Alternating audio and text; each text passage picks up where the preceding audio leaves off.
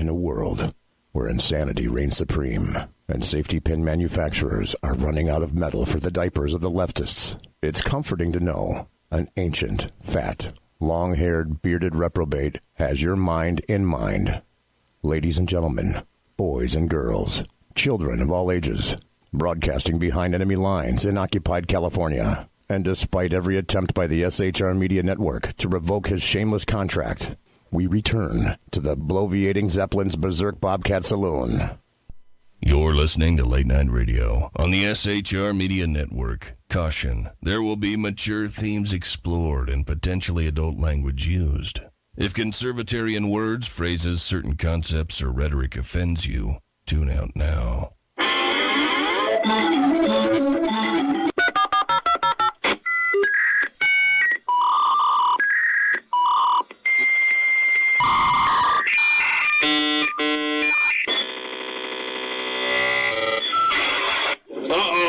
Guess what day it is? Guess what day it is? Huh?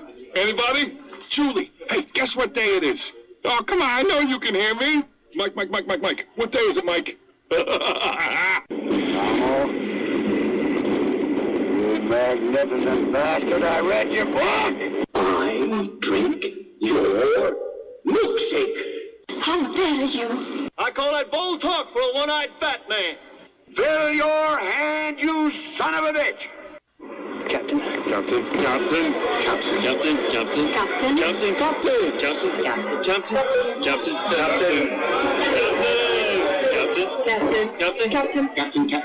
Captain. Captain. Captain. Captain.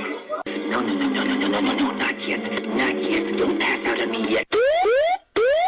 Terrain. Pull up. I would remind you that extremism in the defense of liberty is no vice. And let me remind you also that moderation in the pursuit of justice is no virtue. Of course you realize this means war. I have come here to chew bubblegum and kick ass. And I'm all out of bubblegum.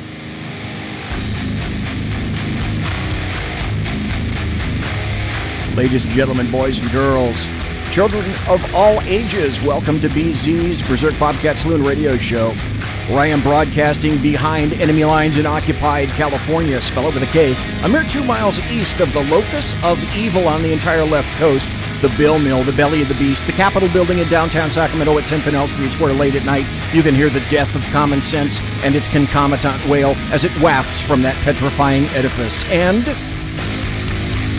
late at night, when I exit the plush, resplendent, sumptuous, palatial, and effulgently bulbous SHR Media Network studios, I'll be smelling the odoriferous stench of sulfur, brimstone, and evil emanating from that mentally destitute column structure aforementioned.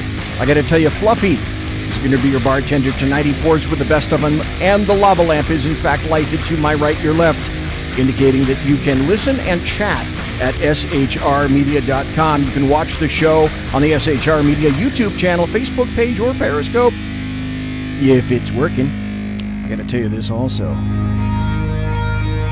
We don't water our drinks just like we don't water our conversation. Politics, religion, crime, culture, economics, race, sex, science, law.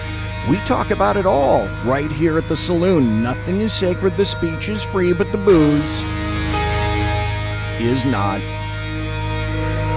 All we ask is that you flush the toilet, jig a little handle, and don't forget to tip your waitress.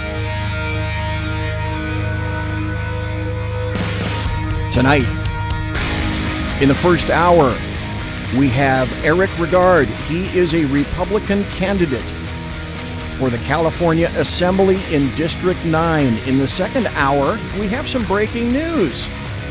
About what? About Brexit, about the impeachment, about what may be occurring tomorrow on Friday, and more buttery political goodness than, well, you can shake a stick at. Thanks to everybody for listening. Hey, it's Mike in chat. Welcome to Simone in chat. Welcome to Dave in chat. Welcome to Kaiser in chat. Welcome to 2 unmasked viewers, or I should say masked viewers in chat, because unlike the federal government, we don't unmask you here. Just thought I'd let you know. We have got a great show tonight. Tonight, basically, it's a really unique individual in the saloon and a unique set of circumstances. First, many thanks go to Lonnie Poindexter for guiding this gentleman in my direction. So gratitude for that, Lonnie. I appreciate it.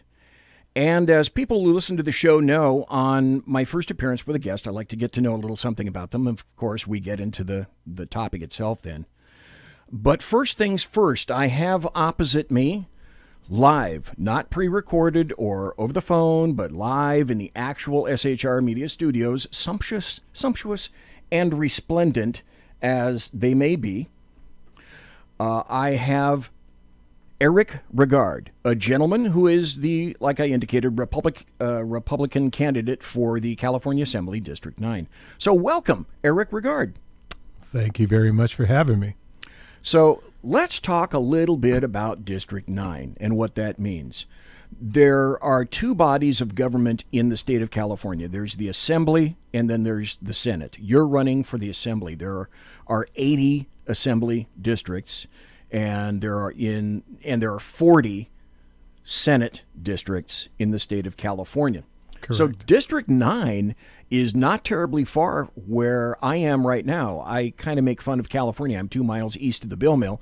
This studio, as you discovered, is literally 2 miles east of the Bill Mill in downtown. But District 9 encompasses basically a third of the city of Sacramento and its southern suburbs. It includes Elk Grove, Florin, Galt, the Parkway area, and then it goes south down towards Stockton, and it includes Lodi in San Joaquin County. So you don't just pick up part of Sacramento, you actually go into another county in your district. Correct. Now, the demographics are also interesting because I discovered the demographics skew this way. It's 34% white, about a third of the district, 12.7% black, 26.3% Latino, 22.2% Asian, and 0.85% Native American. And there's some others in there. 1.4% Hawaiian and Pacific Islander. Wow. And I always wondered what this was. 0.27% other. Okay. Now, politically speaking, District 9 is 47% Democrat, 26% Republican, and 22% no party preference. So almost 50% Democrat. Now, I say this so people listening can have an understanding of the nature of the district you'd be representing, an area adjacent and just south of the city of Sacramento and the capital. And when I first discovered who you are and what you were running for, when you, Eric Regard, emerged on my radar screen, the very first thing that I thought is, holy hell, this guy is going to run as a Republican against Democrat Jim Cooper, and also where the state senator is Richard Pan. Exactly. Who is a story for another day. So in one way, I have to say this. I feel terribly sorry for you, Eric Regard. You're kind of like Sisyphus pushing this massive boulder up the hill. But then I had to back up a little bit and say something like, but on the other hand, it could turn out to be one of the world's greatest challenges. Not just that, but it could be the beginning of potentially an incredibly exciting movement in the history of California. So what I had to adjust my brain was, stop. Give Eric a chance. This could be the cusp of something really brand new and really exciting for the state of California. It's like trying to wrest this state from the ignorant and naive hands of 12-year-old kids who are on a dope, beer, and spending spree with mom and dad's cash is what this like. So my thought is, okay, well, they've had their chance. Now let's try and give it to the adults in the room. So, Eric Regard, let's just say, in my opinion, I think you've got your work cut out for you. Oh, yes. Everybody I've spoken to has told me that, and I look at it like this. Everybody that I've talked to, well, most people that I've talked to, have been Democrats. Mm-hmm. And as I kind of give them positions and I talk to them about certain policies and things like that, everybody's shaking their head and they're all with me and everything. And not until the end, when I tell them I'm a Republican, do they kind of gasp a little bit, And then I ask them, I said, is everything that I told you up front, do you believe in everything I talked to you about already? They said, well, yeah, that makes common sense. It makes a lot of sense. I said, judge me on that. Take the R from in front of my name. Judge me on what I talked to you about, because that's what I want to get done. That's what I see is not being done now, and that's what I want to get done. And a lot of them have said, you know what? I've never done this before in my life, but I'm going to vote for you. I've never voted for a Republican, but I'm going to vote for you. I said, there's always a first time. So, bring it on. Let's do it. So, President Trump once said, what have you got to lose? Exactly. And we know from the history of the state of California, we know what has been. We know what is occurring right now.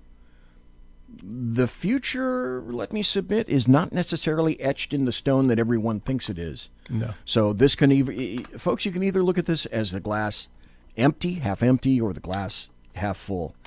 So many people say that California exists as a sort of a cautionary tale unto itself, and can be counted upon basically to be the petri dish for some of the most expensive, inefficient, least thought out, hypocritical, harmful, striating business, killing, and divisive bills and politics in the nation. And I've been here for 60 years on and off, and I've seen a once beautiful state turned into what it is now. And it makes me sad, and it makes me angry at times to see that. So you, Eric Regard, are either a glutton for punishment or you're a man with a mission. And I don't believe it's A. I think it's B. And so that's one of the major reasons that I wanted to talk to you tonight. California absolutely needs right now a bright light at the end of the tunnel that's not a locomotive. It absolutely, it's begging for that, I think. Exactly. I was born in Los Angeles, California. Grew up in Inglewood. Went to UCLA. Met my wife once I moved up north. I was in Daly City, then I was in Oakland. Met her in 1985, and we got married in 86. And I met her. She's a beautiful lady. Thank you very much. And then we moved from, say, Martinez, California to Hercules, and then on up to Sacramento in 1998. My daughter, who's now graduating this year from Consumers Oaks High School, the whole reason we got down to Elk Grove in the first place is I was in El Dorado Hills, and the schools were dealing with the whole transgender how they were going to implement transgender policies and things like that. And I said, no, we're going to move to Elk Grove. You're going to go to Bradshaw Christian School, and that's that. So she went there for middle school. She went the first 2 years of high school, and then we went to Consumers Oaks. I was just telling my wife maybe about a year ago, I said, when Kayla graduates, we can pack up here and we can go to Texas, go to North Carolina, we can go somewhere where it's more tax friendly, where it's, just a lot easier to live, and I kind of got arrested at that moment. I had been involved in my church for a number of years, done public awareness, and, I ended up praying about it, and I had, not in an audible tone, but I definitely had the Lord, kind of speak and say, no, I need you here because this state needs you. These people need you. and I need you to make it happen. I need you to get involved and make it happen. And I was like, come on, Lord, why are you asking me to do this? This is California after all. Yeah, who am I to get this done? He said, you are my child. And, I said that I'm going to be behind you so you can get it done. So I prayed about it, asked my pastor about it, spent a couple of nights really thinking over it. And there were a few ladies that were talking to me at the time who were really trying to encourage me to do this. And decided, I said, you know what, I'm going to give it a shot. I'm going to get in there and swing the bat. Because you can't hit the ball, you can't participate, you can't make any kind of change unless you're willing to get in the game and get in there and swing a few times and see if you connect. And I'm in the batter's box now, swinging away, and I hit some, I miss some, but I'm hitting a whole lot more than I'm missing. So, Eric Regard, you're running for a Republican candidate for the California Assembly for the 9th District, which, oddly enough, is the district where my wife happens to live. We were talking about that before we started the show. She has an opportunity to vote for you. Yes. The sad truth, unfortunately, at this point is the Republicans in this state have been diminished to the point where the mega majority of Democrats, they pretty much rule at will and have their run of that Capitol building. So it should come as no one's shock that this entire state, Business Insider in 2018 or 2019 rated this state 50th, dead last, on the bottom of all states for quality of life. Yes. 20, 30 years ago, 40 years ago, this was a beautiful, beautiful, thriving state. California carries a disproportionate amount of the nation's homeless.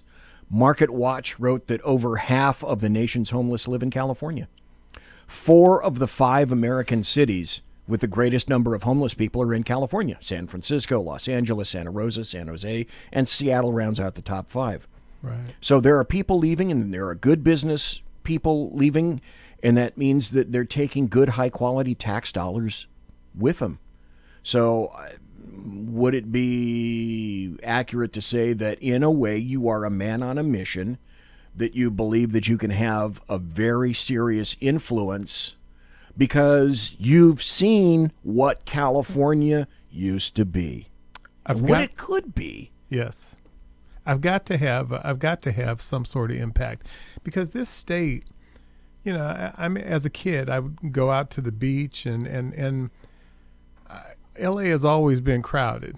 Okay. It's always been impacted in traffic and everything else. But the quality of life in the state, I think, has diminished to the point where the majority of people are not really feeling uplifted in California. They're not feeling like they can partake in what goes on in California. We've already created the have and the have-nots in this state, and that's got to stop. It's got to stop. I definitely saw the promise of California. Both of my parents are from New Orleans, Louisiana. Okay. My stepdad's from Texarkana, Texas.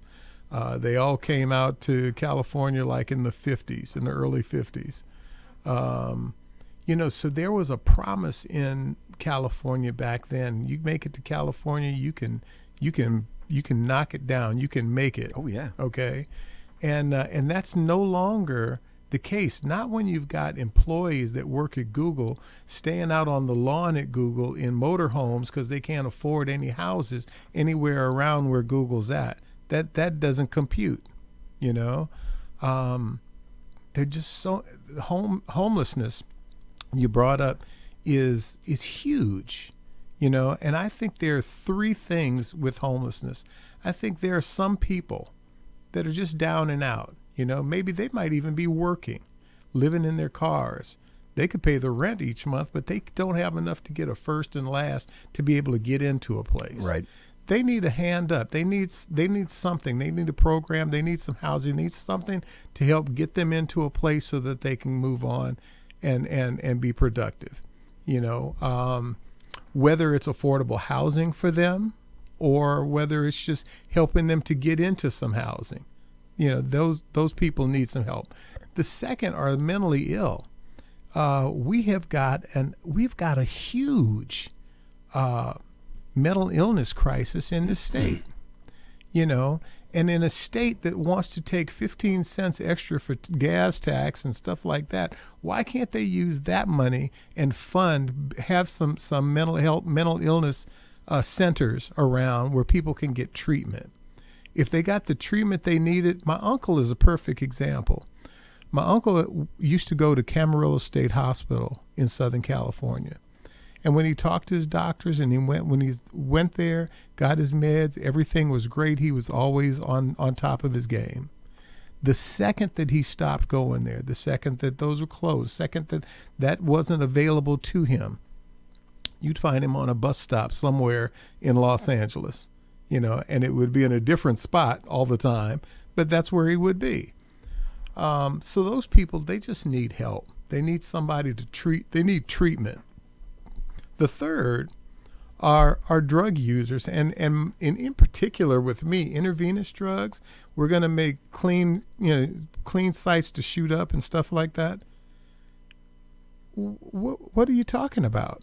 Clean sites for them to shoot up, still leave their needles on the ground and stuff like that. But anybody that's on drugs, that's on the street like that, I think needs to be given one of two choices. And I know it's harsh. I know it sounds almost kind of crude. Treatment should be available to them. They need to be able to go into a program, number one. Or they go to jail. But see, offering them treatment now doesn't work because you can't take them and throw them in jail. Okay, they've kind of handcuffed. You've got DAs that won't even prosecute. Yeah, they've got the police handcuffed. They can't bring a case and have it stick, So now you have those people on the street. They have to have. I think you have to have the treatment, and you have to have a deterrent. You got to have either you're going to jail or you go to treatment. One of the two. What we know right now is that what California is doing, and I spoke to you about this before we started the show. California, what it's doing right now isn't working. No. So like President Trump said, hey, vote for me. What else have you got? You don't have anything else to lose. Exactly. Vote for Eric Reigard, folks. There you go. You see what's happening right now. Okay, here's a perfect example. This is just one. I have a ton of these. So there's a Chinese restaurant around the corner from my wife's house in South Sacramento. Gotcha. And it closed 2 weeks ago. And they had great food, a great atmosphere, and they had great service, and they were local. They were close, and we used to like to go to them and support them because they were local as best we could with our dollars. Mm-hmm. And so then the restaurant shutters.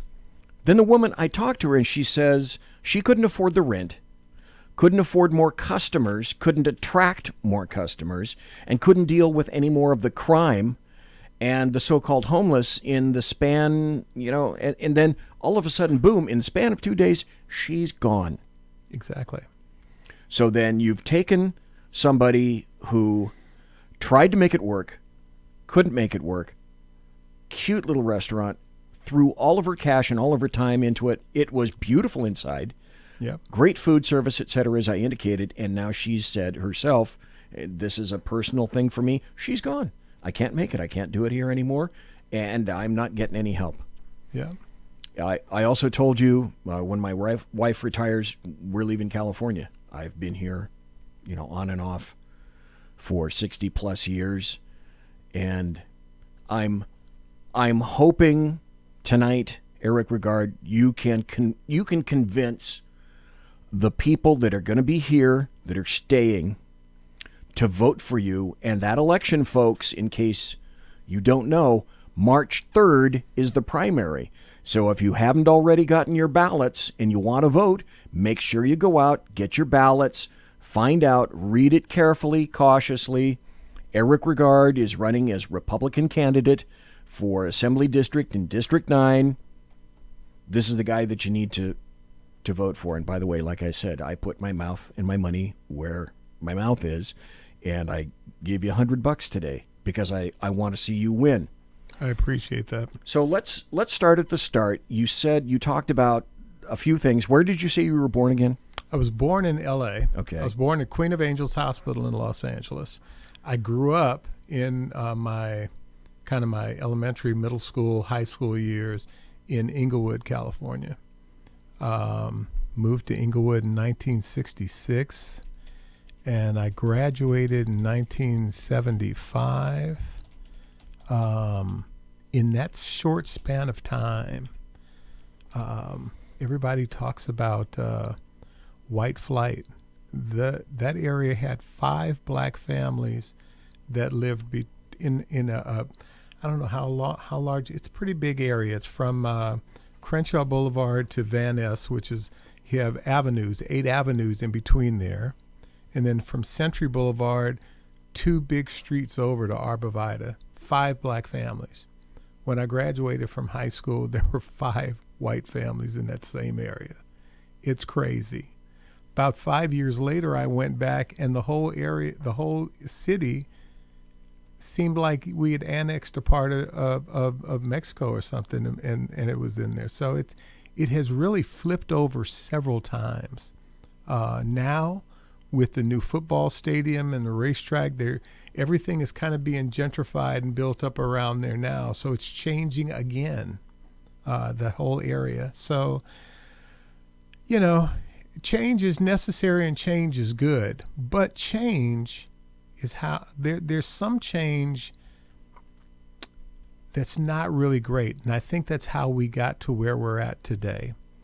We've made several small little concessions. We're walking down a line in California many years ago, walking straight up the middle of the street, and we started making little compromises. Well, yeah, I could do that. I can move, and you move 1 step at a time to your right.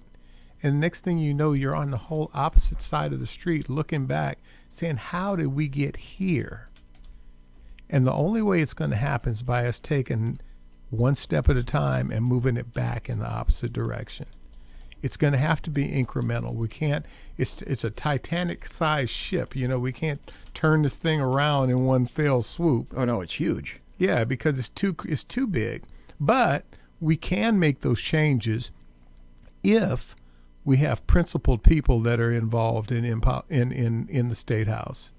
And there's got to be a standard that's held up that says, this is right, this is wrong, and this I want to represent what's right, and have that be my legacy, I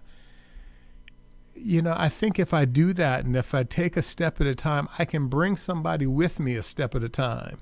I can't necessarily drag them across the street with me, but I can take them 1 step at a time, and we can walk this thing back to where it's supposed to be. Eric Regard, I'm talking to Eric Regard, folks, who is a Republican running for California State Assembly in District 9. I know, everybody, take a breath, take a deep breath, have a seat. A Republican in California running for office. I know, stop with the jokes.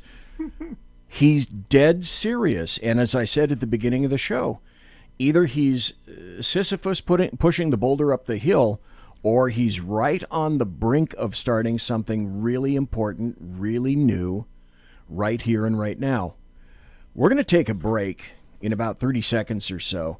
When we come back, I want to ask Eric Regard, religion seems to have influenced you or informed your life, and I'd like to talk about that a little bit when we return. We're going to have Eric on for the hour. I am BZ, the Bloviating Zeppelin. You're listening to BZ's Berserk Bobcat Saloon radio show. And, go to the electric winkle chamber or nuke your pizza or clean your fish tank or balance your checkbook, whatever you got to do in the next 5 minutes. And please come back. Conservative media done right. You're listening to the SHR Media Network. From a public locker inside a dilapidated Long Island rail station comes a show designed to piss off liberals using truth, facts, and ridicule. The Lid Radio Show, featuring the conservative voice from the People's Republic of New York, the Lid himself, Jeff Dunitz. Tune in every Wednesday at 2 p.m. Eastern, 11 a.m. Pacific on the SHR Media Network. Go to shrmedia.com. At Lid Radio, we fight for the truth, justice, and a good kosher T-bone. If you don't listen, Hillary Clinton might sneak into your bedroom in her housecoat late at night and blame you for her election loss. It's the Lid Radio Show with Jeff Dunitz. For 50 years, I've seen the American people blinded by corrupt politicians, a lapdog media, and deceptive Islam. The one thing the elites fear is one man with a cane. I'm Dave Milner. Join me through Spreaker, iTunes, and SoundCloud, through SHR Media and the Western Free Radio Network, for half a century of experienced perspective on political and social issues, weekly on The Unpleasant Blind Guy. And catch me on Jeff Mitchell's EDL Radio on blogtalkradio.com. There's no surrender, ever. Because truth is not always pleasant. This is Shannon Wright of The Right Way with Shannon and Mike in the AM. Mike's not here, so I gotta talk fast. You gotta join us. Fall season. Getting ready to start up with a whole bunch of new stuff. News and food and politics and sports and entertainment and a whole bunch of stuff. But wait, Mike's coming. I gotta go. Remember, Shannon and Mike in the AM on SHR Media, Monday through Thursday, 7 to 9 a.m. Make sure you tune in. Featuring right thinking from a left brain and doing the job the American maggots won't. BZ is fundamentally changing America, one diaper at a time. Just when safety pin manufacturers are running out of metal for the diapers of the leftists, where the speech is free, but the drinks are not. The bloviating Zeppelin's Berserk Bobcat Saloon can be heard every Tuesday and Thursday night, commencing at 11 p.m. Eastern and 8 p.m. Pacific, where pushback is a requisite art form in and of itself. Let your ossicles be truly liberated when you listen to the bloviating Zeppelin's Berserk Bobcat Saloon, only on SHR Media Network. No ferrets were harmed in the making of this ad. Join me, Jack Alexander, for the Jack Alexander Experiment podcast, as I take a unique outsider's look at the issues affecting the USA.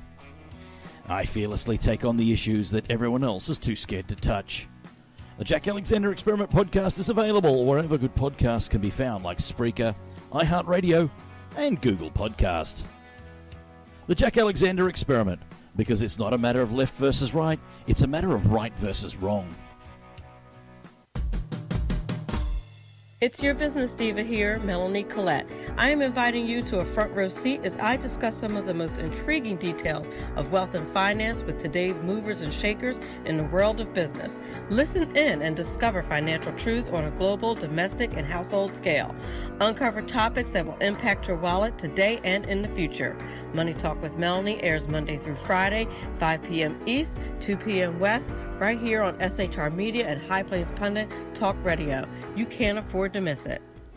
Featuring the effervescent contrarian sackheads Clint, plus the unrestrained bulbosity of BZ, the Sackheads Against Tyranny is a real chat show.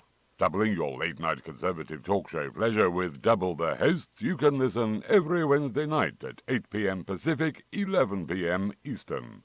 Please note, some contents may have settled during shipping. Member FDIC, batteries not included, warranty voided Montenegro.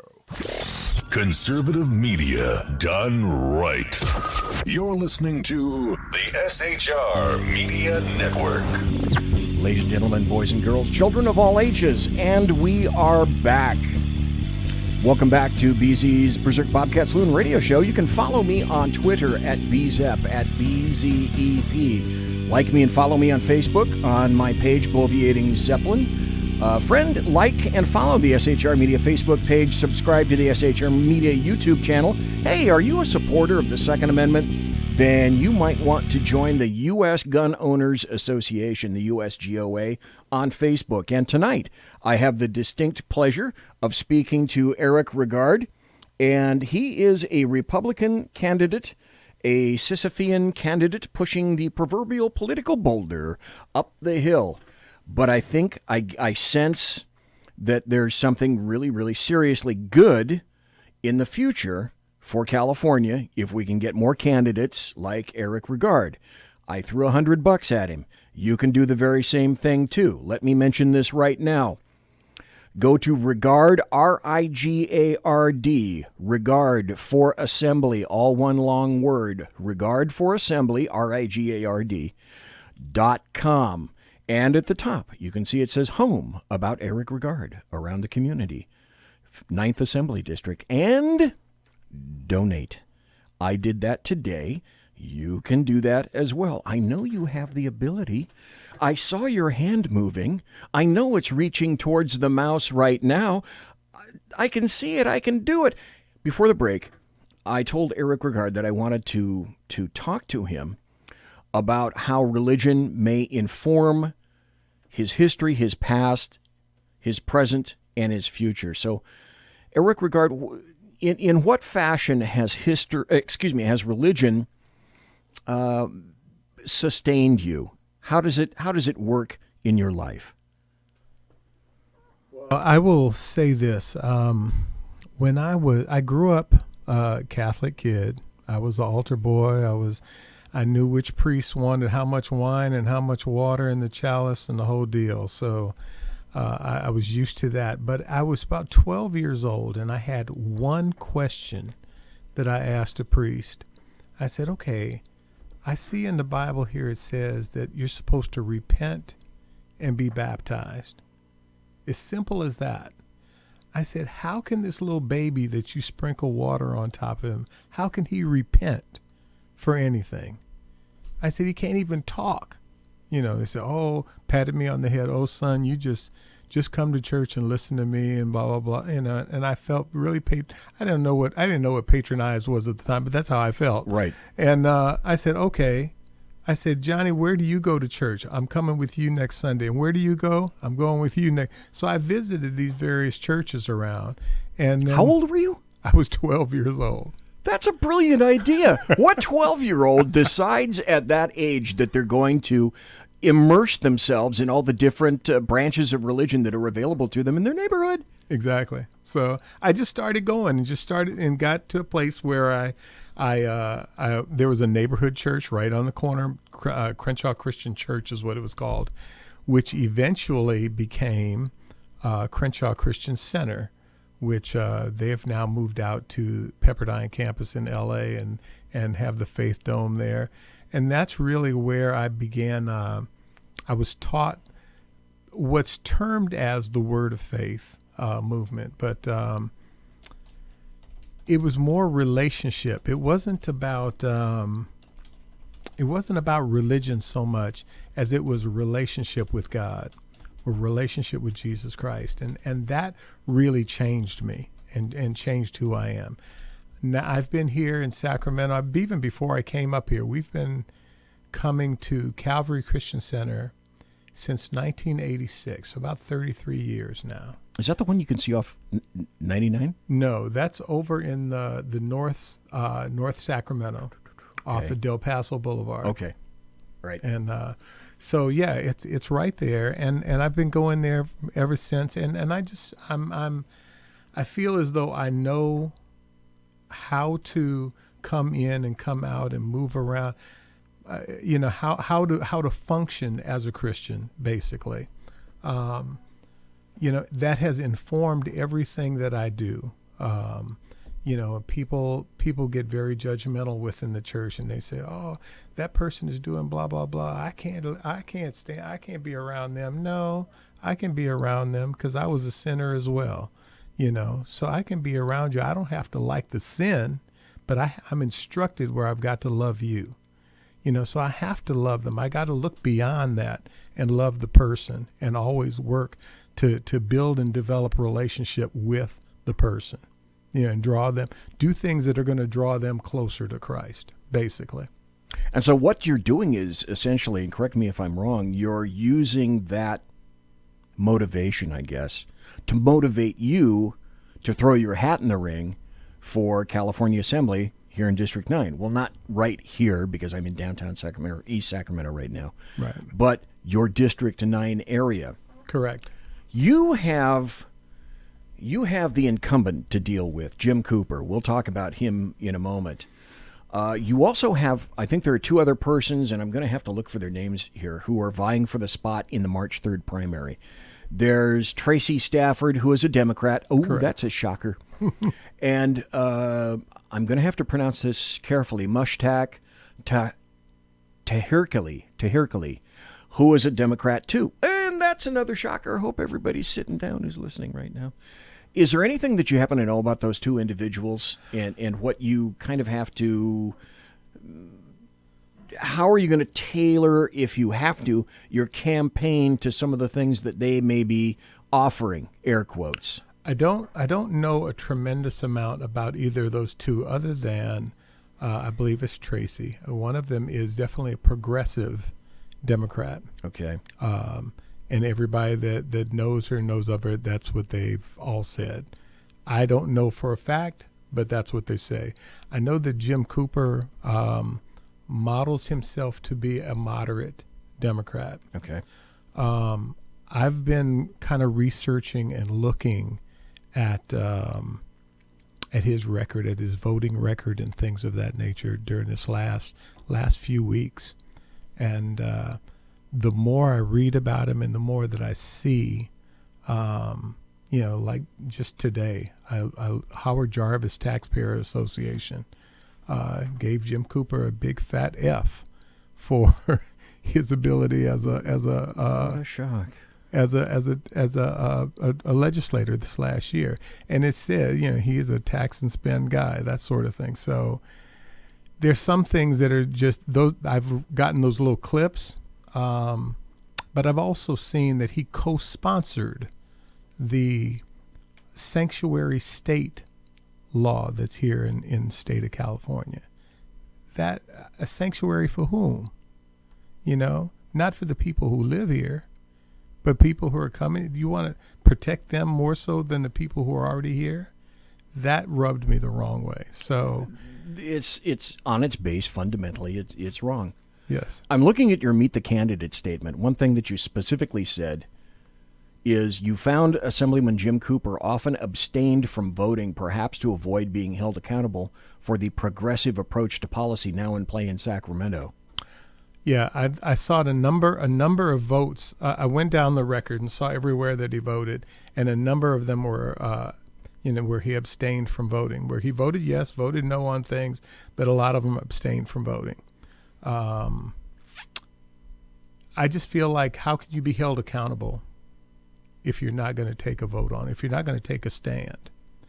And that kind of pulls back to the my foundation as a Christian as well.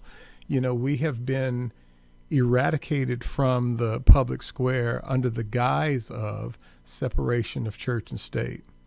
Well, that whole thing was so that the church would not establish itself as any government, as any sort. Like originally the Church of England. Exactly. So no, that was never to be done. But the founders of this country never had in mind that you were supposed to exclude religion from the square, exclude God from the.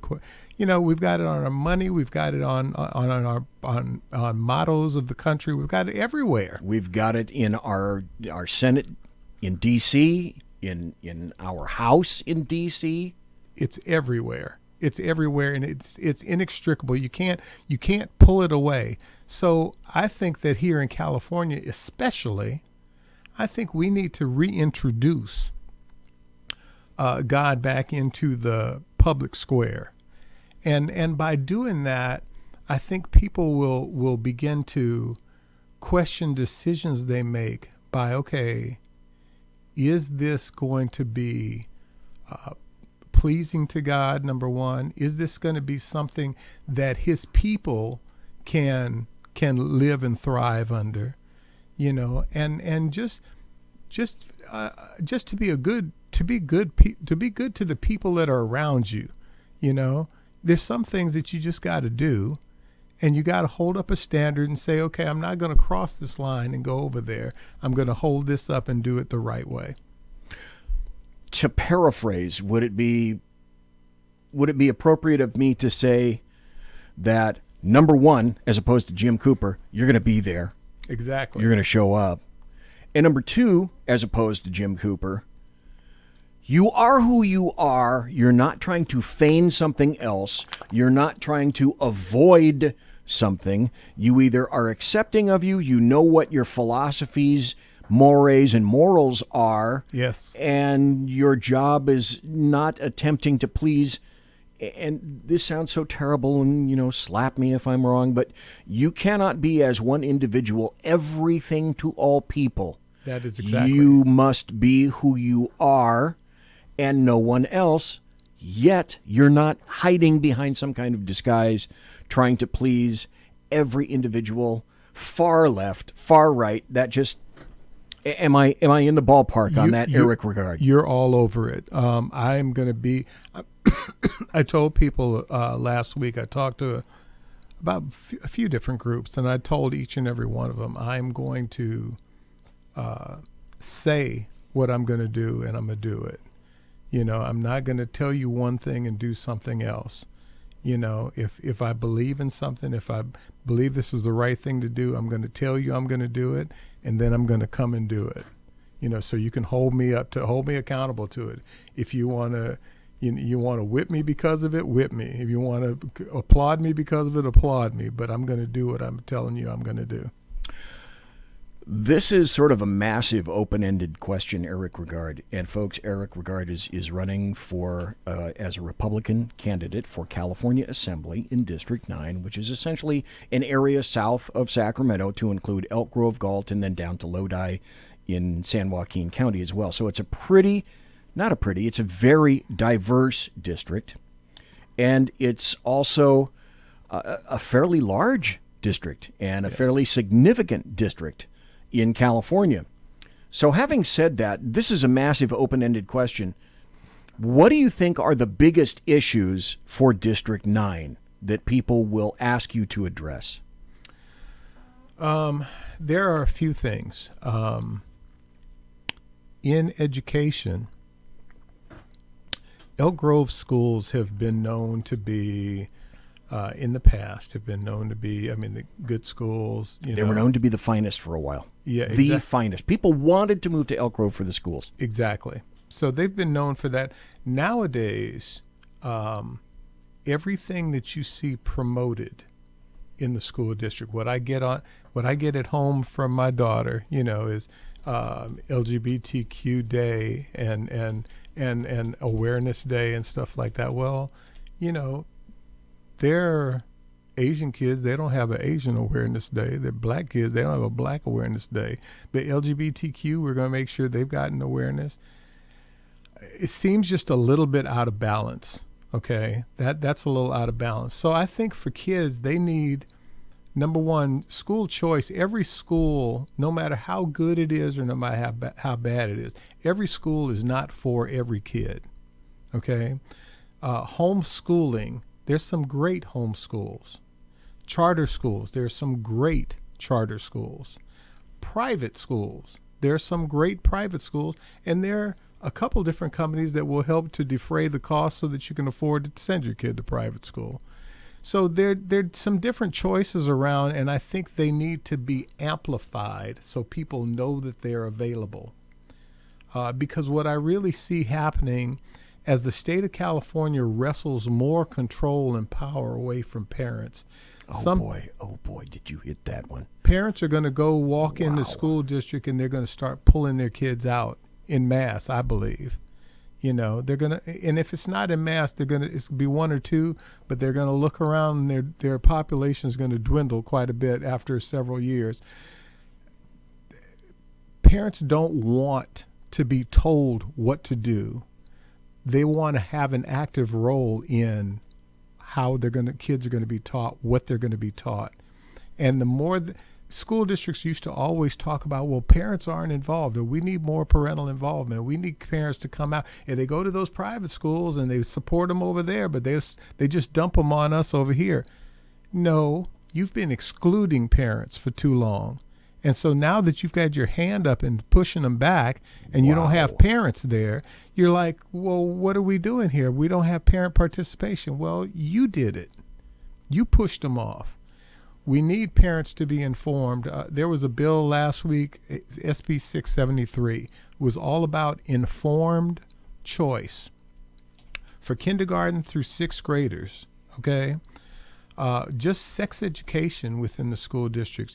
Junior high school and high schoolers, they have an opt-out clause.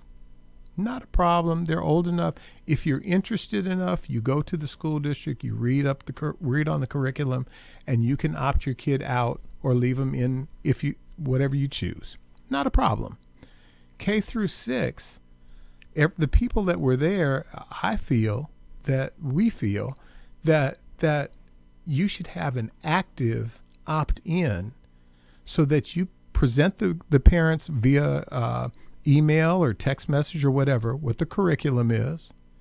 They get a chance to read that, and then they have to click to opt their kid into that class. See, and as we talked on the break, that's very cagey. But I also submit what's your opinion? I think that's incredibly purposeful. So the person that's not aware of that, if you do nothing, exactly, your child belongs to them. You have to know about that. Exactly. In order to object. And if you don't know, oh, well, that's okay. And this would force them to let you know. So before your kid can participate in that, then you give the okay for that. Right. It's something active. Exactly. That's the whole purpose in it is for active parental involvement in what goes on with the children. This is something funny, and I'd like to, folks, I'm talking to Eric Regard, and he is a Republican running for California Assembly of the 9th District, which is basically South Sacramento, and Sacramento, of course, being the capital of California. On the show about 2 months ago, I had Andrew Pollack, and I don't know if that name resonates for you, but his daughter Meadow was killed in the Marjorie Stoneman Douglas shooting. And essentially what he said is that even though allegedly that was in a good school district, air quotes, that he didn't know what was happening in that school. And he lays blame, of course, on the shooter who murdered his daughter, but he also lays blame, a 50 percentile blame, on the administration of the school district for allowing the situation that brewed that killer to fester and remain unchecked. And what you just gave there is illustrative of this is how California is rolling. This is how California needs to stop its roll doing that. And allow the philosophy, as Andrew Pollack told me, was that the administrators know everything, the teachers know nothing, and the parents sure as hell know nothing. Exactly. And hence, you have an unchecked suspect, and that results in 17 people being killed in Florida. Yeah. We don't need that here. We don't want that here. Mm-hmm. And I'm afraid that in almost every school district in California, public school district, there's a situation or an individual like that brewing right now. It is by the grace of God that hasn't happened here in this state, especially with the population of some of the schools that we have. They've got 2,500, 3,000, 3,500 kids in a school. It is totally by His grace that has not happened yet in this state. You asked me about the issues that I'm three of the issues that involved. Let's say schools are one. Another huge one that people really don't think about is senior housing. The population is aging. It's graying. Yeah, the population is aging. And when you go and look in Elk Grove now, they have some beautiful senior places that are built and set up. I've seen them. Beautiful. On Elk Grove Boulevard, Laguna, you bet. There's a new one that's on Sheldon, I think, right off of Sheldon and 99. The starting price per month. Here we go. For a one-bedroom apartment. Here we go. Is $4,000. Now, that's for the apartment and 2 meals a day. That's one. If you take it up another level where you have like a nurse come through and take care of, your right, aging like parents skilled or nursing something. in some Yeah, fashion. Exactly. Then it jumps up to $5,600. So I'm thinking to myself, okay, you're a senior citizen. You can go to the movie theater and get a discount. You can go to your grandchild's basketball game, get a discount. You can go to Denny's, get a discount. Why does your housing have to cost you more than the average person living in that city? Why? Because it's insane. And one of the area, I talked to the building association earlier today. Before they can build a house, basically, they've got $60,000-$70,000 worth of fees and regulations, things that they're paying for before they put one beam in. Yes. And what do they do with that money? They just pass it on to the consumer. Okay, so a house that should probably be about $325,000 is costing them $400,000 and up. So it's we as a state have got to get out of this super overregulated onerous fees and that's killing business. Bingo. It's killing business, it's killing people's it's smothering us in terms of being able to live within the state. That's really the problem. So senior housing, we got to work on getting it down. It's got to come down. As I moved south and I got to Lodi, one of the issues, I talked to the Farm Bureau down there. Well, water has always been an issue for them. Massive issue. And we end up we waste more water sending it out to the ocean than we do storing that water. We've already got a bond issue passed. There should have been a dam built already and a water storage facility built, but it's held up in red tape and stuff like. That red tape has got to move, has got to get out of the way, and we've got to build the storage facilities. Plus, we need to better manage the water that we do have. They want to keep us in a perpetual state of being in a drought and hold that over your head forever. And we've got more than enough water during these last couple of years for sure, then we can do it. We couldn't use it all. So, folks, if you're watching, as Eric Regard was talking, that was me bristling over here. And there's a very good reason for me bristling over here is because I am affected personally by that. Yeah. California no longer knows how to run infrastructure at all. California wants to go electric, but is tacitly, completely, and overtly making sure that we do not build electric generation stations, yes, that we do not build dams, that we do not build flumes, that we do not create power projects that are sustainable power projects. Because if the future is electric, we're not interested. Or are we just going to have 1 million pedal bicycles out in a field with 13-year-olds pedaling bicycles to make sure that we can generate power in California? It's insane. Then, even if we do have power, folks, I live up at the 4,000-foot level in the Sierra Nevada mountains. Mm-hmm. I'm just below Blue Canyon. I'm under PG&E. As far as I'm concerned, folks, listen, this is my opinion, please. PG&E is a murderous entity that is responsible for killing 87 California citizens. This upsets me.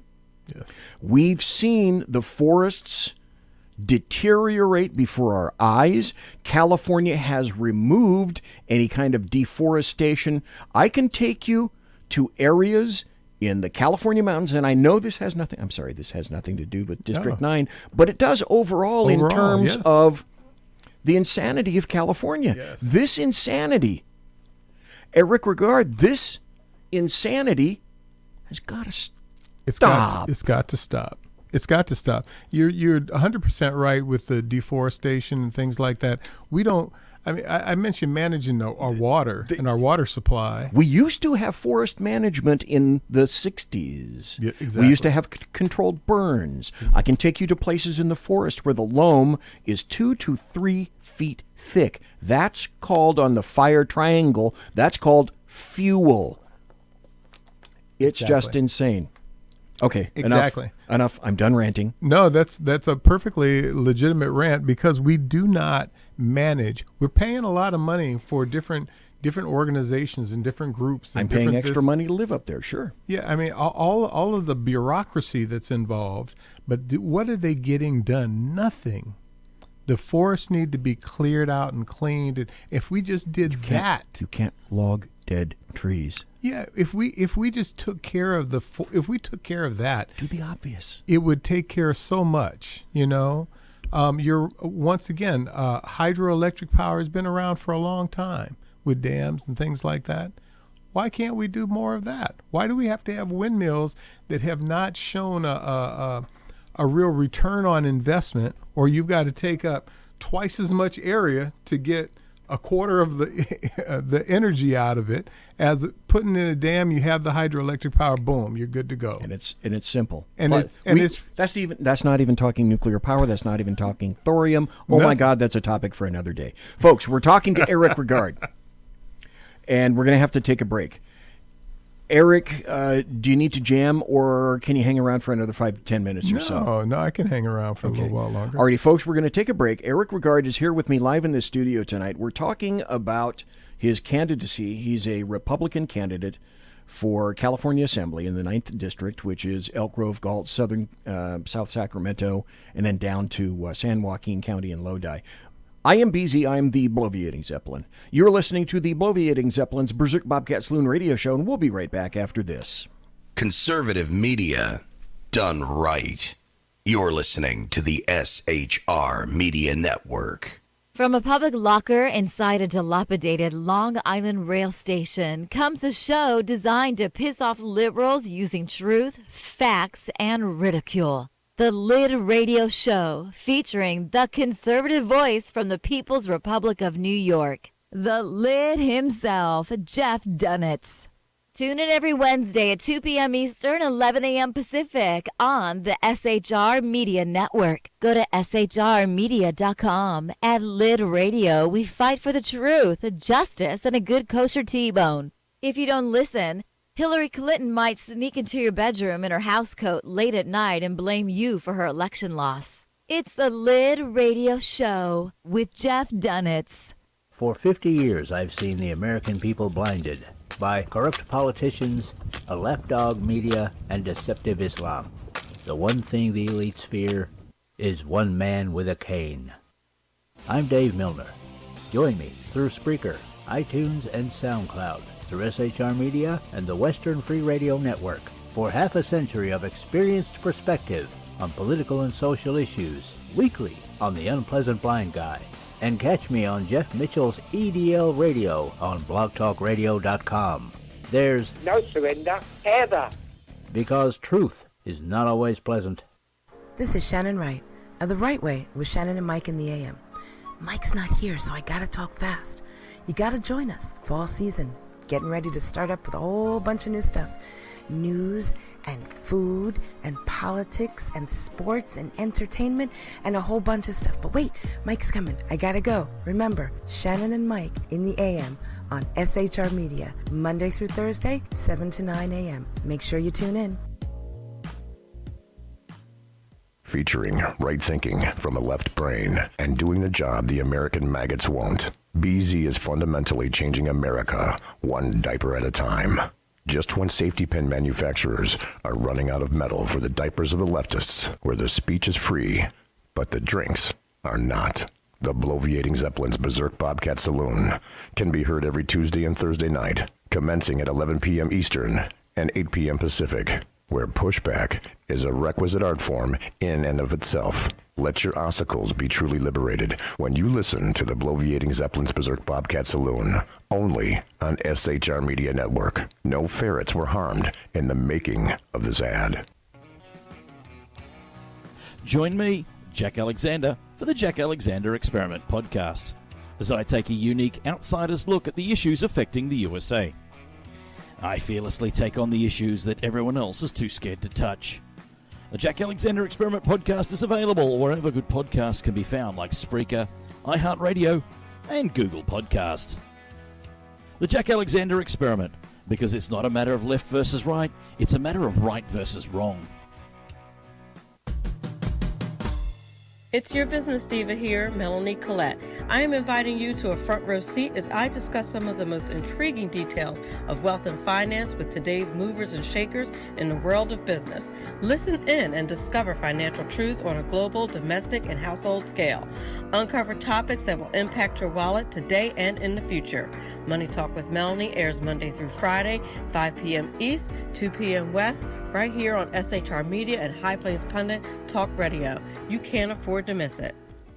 Featuring the effervescent contrarian Sackheads Clint, plus the unrestrained bulbosity of BZ, the Sackheads Against Tyranny is a real chat show.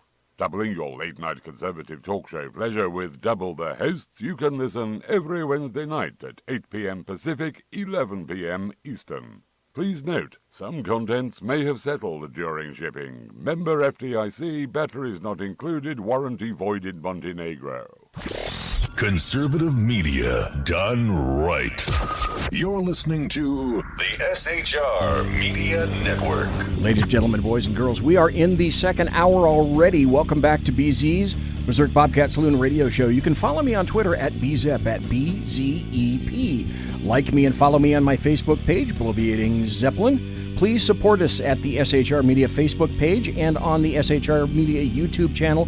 Click notifications, give our videos a big thumbs up. We got great hosts, great videos, great shows. And if you are a supporter of the Second Amendment, please come and join the U.S. Gun Owners Association on Facebook, the USGOA. Tonight we have the distinct pleasure of speaking to Eric Regard, who is a Republican in California, running for the California Assembly in 9th District. So before you gulp and take a, if you're drinking a carbonated beverage, before you do that, sit down.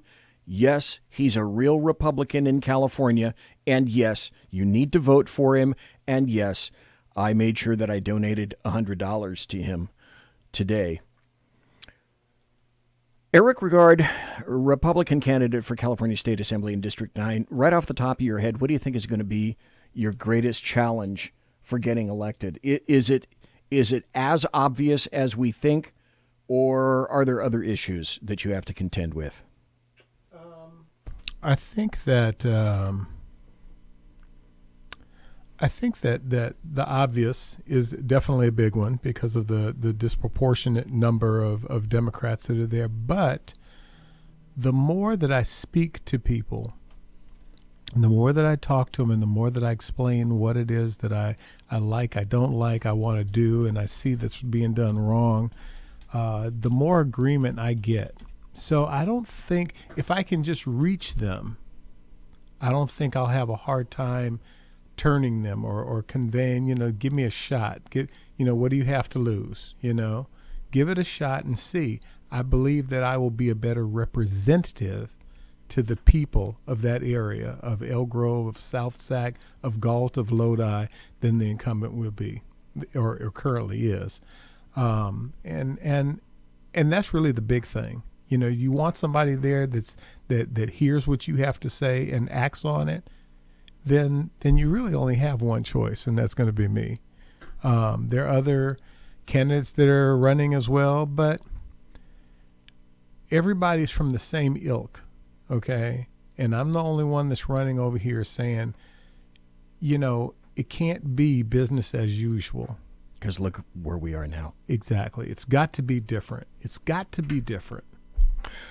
Okay, Eric Regard.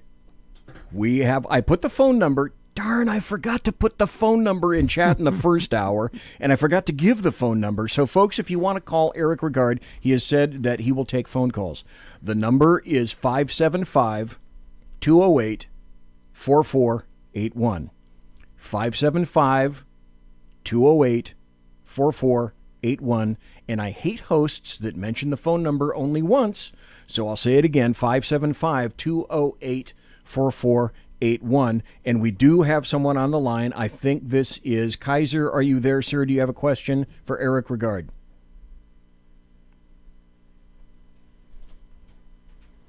Okay. And Why am I not getting anything?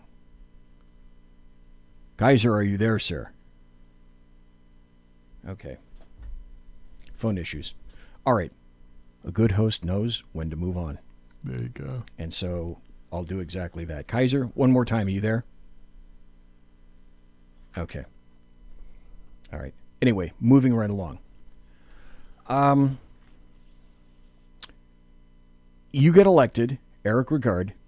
It's your first day on the job, your first hour, your first week, maybe your first month. In your estimation, what do you think is job one for you now? I really think that it boils down as to be as simple as to really hear the heart of the people in Elk Grove and South Sac and Galt and Lodi, hear what they've been yearning for, and begin to address those items. Everything else, it can change and will change. It's going to have to change incrementally, I believe, but I will start making those changes day one. But I really want to hear and want to address what the people have been yearning for and what they really want. I know for a fact in talking to several different groups down in Lodi that it's around the farming community and their needs. They're over-regulated with pesticide regulation and that right. sort of thing, the water issues. So there's some concrete things there that I can deal with. I do know that getting involved deeper into the schools, and I can do so much from the state of California, but what I would really put out as a clarion call to everybody else that's in Elk Grove, if you're interested in making a change in the schools, then run for the school board, run for the school district, get in at that local level, and you can have a voice and you can make a change in what happens there. But I would work hand in hand with them also to bring about some changes there. Ultimately, I'd work with the builders, developers, the city, everybody to bring about some stinking senior housing that's affordable. Those things I'm going to jump on immediately. And as other items come to my attention and come up that I become aware of and that I am aware of, then I'll begin to work on those items as well. Okay, I've worked out Plan B, Eric Regard, for the phone. So I think honest to goodness, I think we do have a caller. We'll try it this time. Kaiser, are you there in this fashion, sir? Yes, I am. Can you hear me, BZ? Yes, wonderful. Oh my gosh, this is great technology that actually works on my show. I appreciate it. So does no Eric. worries, BZ. What do you got, Kaiser? Yeah, no, Eric, I'm loving the show. Like I was saying earlier, it's kind of sad that when I was there in the 80s in California Station there in Pendleton, Camp Pendleton, right? We used to call California the granola state, fruits, flakes, and nuts. But there was still that backbone of conservatism that California had, even though it was getting watered down by like Gray Davis. Yes. And it seems like they've totally went off the rails to somebody who no longer is around there. And the saddest part that I see, I don't know your thoughts on it, but I'd love to hear them, is, and I love that you're taking stride and looking at this issue, are the older people that built California into the great state it is, and taking care of them, because they are the ones who gave the infrastructure to California for them to piss it away now. And they need to at least take care of them so they're comfortable in their old age while California goes down the shitter. Your thoughts, sir? Yeah, I'm totally with you. That's why I mentioned, senior citizens everywhere in other cultures, in other areas, are revered, are looked up to, we look to them for wisdom, for knowledge, for just to glean some information from. But here, it seems like we're trying to treat them as though they're disposable. There are no disposable people. There are people that are here that have taken care of, that have built this place to what it is, to where it has, what it's become, and we just can't drop them off the side of the ship. So much of what's happening now, especially with housing and stuff like that, we're actually pricing seniors out of the areas that they've always lived in. If they've always lived in Elk Grove, we're telling them basically, go find someplace else to live. Somebody else is going to come in here and occupy the space that you are in.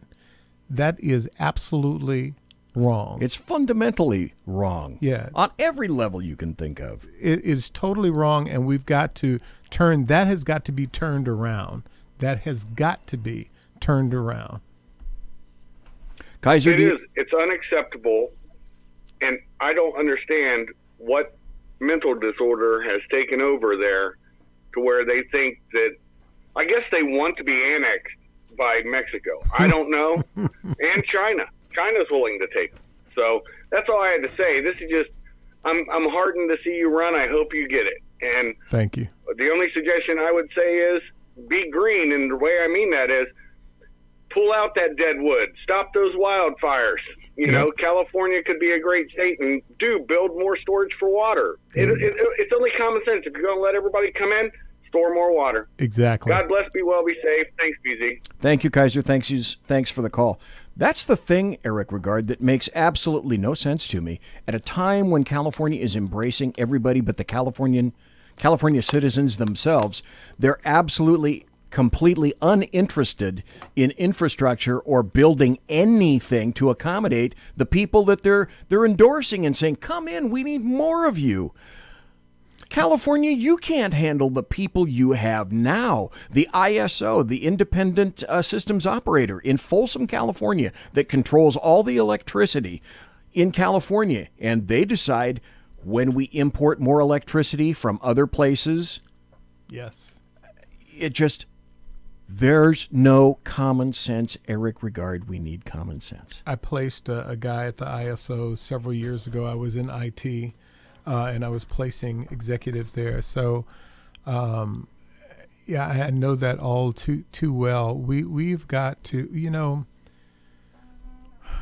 we're taxed for everything, and they'll find new ways to tax you. We really don't need an additional gas tax in California for the roads. Well, and they didn't use it for the roads. Exactly. They appropriated the monies into social programs. Exactly. They have always taken funds and placed them, appropriated them and put them in piles other than what they were originally designed for. So you've deceived the people by putting a proposition up where they vote on it. And they vote to say, well, okay, we'll do the extra 15 cents and we'll do that, and it'll go towards the roads. Well, no, it won't. What's happened on the roads? It won't. Exactly. So that's one way. It's a matter of, well, we can spend the money. All we need to do is find a new way to get it. So let's find a new fee, a new something that we can charge you to get that money. And here it is. Come November, the recension of Proposition 13. One of the few things that we enjoy in the state of California back in the 70s, we passed Proposition 13, which reduced property taxes, and we've enjoyed reduced property taxes for many, many years so far. Yes. That's a great source of revenue that now the state of California, spell it with a K, has decided that they're going to tap. And so all you're going to do is end up driving the people that are here, again, as you say, Eric Regard, they're going to go someplace else. They're going to drive them out. Because they can't afford to live here anymore. No. It just... We're overtaxed and underrepresented because nobody wants to check the spending and see where they can cut some money, where they can save it. They just want to keep spending it. And if they can find a new way to get some money from you, they'll spend that too. And we'll be in the same position 10 years from now than we are today. We've got to change it so that what's appropriated goes exactly what it was designed for. If we could just start there, we'd be operating a whole lot better with our infrastructure and whatnot. But we don't even do that. What a first wonderful step that would be. Eric Regard, Republican candidate for California State Assembly in District 9. People need to vote for you, but in your own words, why do people need to vote for you? And the primary is March 3rd, folks. So Eric Regard, March 3rd, the California primary. Vote for him. Take it away, sir. Well, I would ask people, and I have asked people several times, are you represented? Do you feel as though the assembly person that you have in place right now hears you, listens to you, does anything for you? And if you can't answer all those as yes, yes, and yes, then you need to change. And you need to change to somebody who's going to do what they say what they're going to do, and who's going to be beholden to you, the people, and not beholden to some lobbyist or to some company that comes in and greases their pockets a little bit, but is beholden to you, gets you what you need. And I pledge to do that. I may not know everything that there is to know right now today about government, but I do know that if I say I'm going to do something, I'm going to do it. And if I follow through with the things I say I'm going to do, then you can bank on the fact that I'm going to take care of you and what your needs are. Eric Regard, Republican candidate for California State Assembly in District 9. It has been an absolute pleasure talking to you tonight. You have handled some tough questions, but I think people have gotten to know you much better. If people want to know more about you or donate to your campaign or become a volunteer, where should they go, sir? They should go to Regard, that's RIGARD, for Assembly, that's all spelled out in one word, .com, regardforassembly.com. You can go there, learn more about me. We're changing the site, updating it with pictures as I go out and talk to people and things like that. But there's always, right on the front page, there are 3 big buttons. There's donate, there's endorse, and there's support. You can go on to support to help walk a precinct, put up posters, things like that. You can endorse me, just endorse the candidacy. And I will never turn down a donation. As a matter of fact, I need your donations. So you go there and press the button, and I will be eternally grateful to you. And that way it'll help to push me on further to get to the Sacramento, to Capitol in Sacramento, so I can make the changes that need to be made. Eric Regard, again, thank you so kindly for your time taken with me tonight in the Saloon. And I told this to you over the break, but I'm going to tell people over the air. I told Leo Dunson last week when I was talking to him from Nevada, I said, Leo, if you win your candidacy for the 4th district, the congressional district in Nevada, you got to come back on the show. So I'm making the same thing with you, Eric. When you win for District 9 in California Assembly, you have an open invitation. You got to come back on the show. I will definitely be here. Thank you, sir. So, Eric Regard, I appreciate your time. Folks, we're going to take a break. Come back. I'm going to have some really interesting audio cuts. We're going to talk about Brexit. We're going to talk about why leftists essentially have massive disdain for you. I'm going to be playing a Don Lemon cut about that will be quite illustrative of that, and more buttery political goodness than you can shake a stuffed bobcat at. Okay, so Eric Regard, again, thank you, sir. Thanks for bringing your beautiful wife, Jackie, tonight. God bless. Take care and be safe, sir. All right, thank you. Whew. That was a great interview, I believe.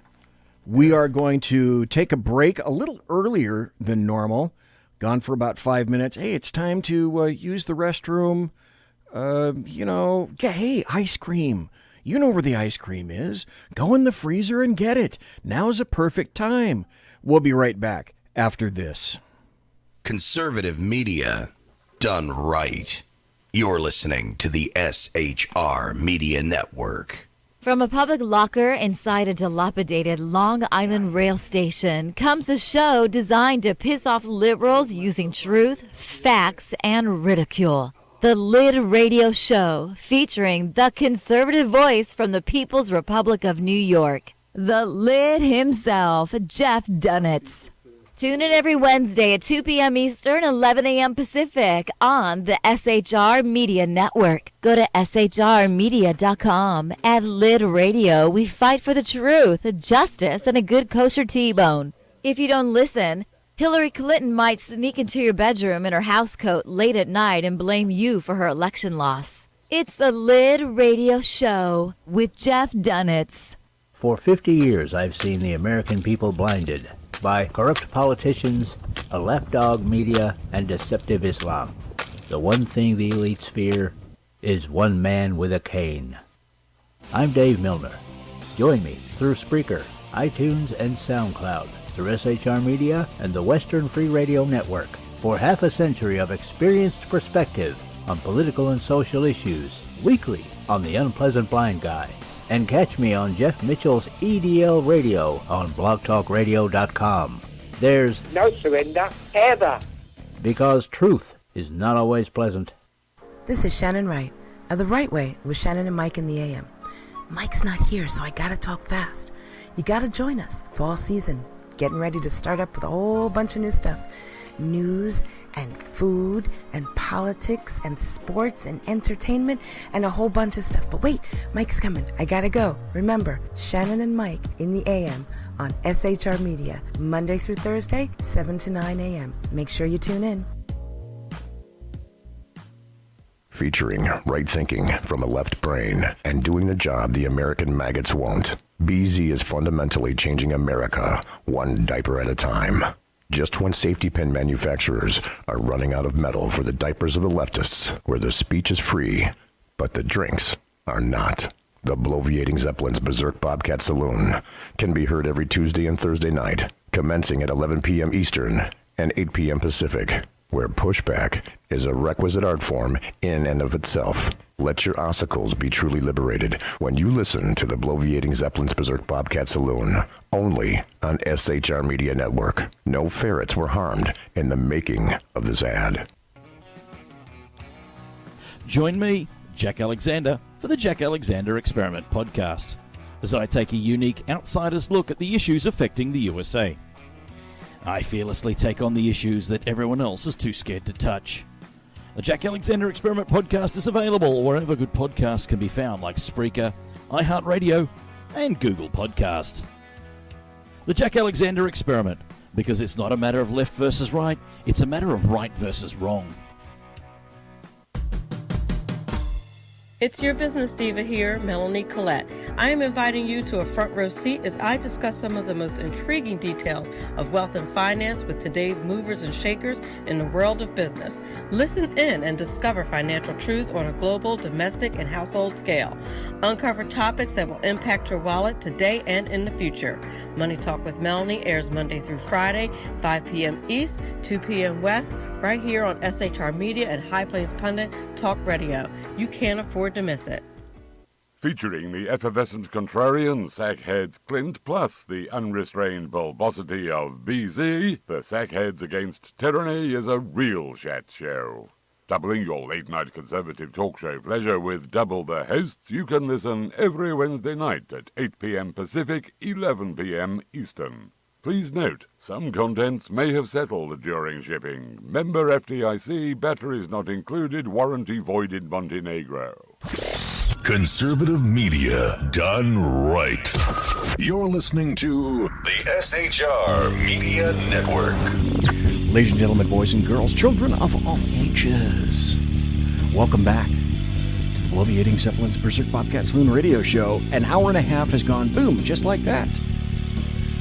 So, hey, like us on YouTube, subscribe to the SHR Media YouTube channel, and if you're a fan of the Second Amendment, join the United States Gun Owners Association on Facebook. On Facebook. Okay, I got to tell you this. This happened to me today, and I want to know if anything similar to this has occurred to you guys. I've never had it happen before, and I'm wondering why. And that's this. Oh, by the way, we're going to hear Nigel Farage's great final speech. This is his final speech at the European Parliament ahead of the Brexit vote. So if you don't know, and the times are all mixed up, obviously, because it's 9:30 on the left coast, and it's 1230 on the east coast, and it's 1723 and 125.723. Subparagraph 4, Tropical Fish 2, Green Bay 1, and Oakland 0. Growth Cluster 3 in Bolivian time. And I just never got the Bolivian time thing. I just don't understand that at all about Bolivian time. But I guess I'm never meant to in any event. This happened to be on Facebook. Okay, so I'm posting on Facebook in groups promos for the show today. What I customarily do is I'll have a photograph of the guest, a photograph of me, a descriptor of what the people are going to see. Oh, thanks, Dave. It's 5:30 in the UK right now. Thank you. Is that AM or PM? In any event, I make a post in my page, Biff Zeppi, on Facebook, and then I repost in groups. And then I'll go back to SHR Media and copy and paste and all the other.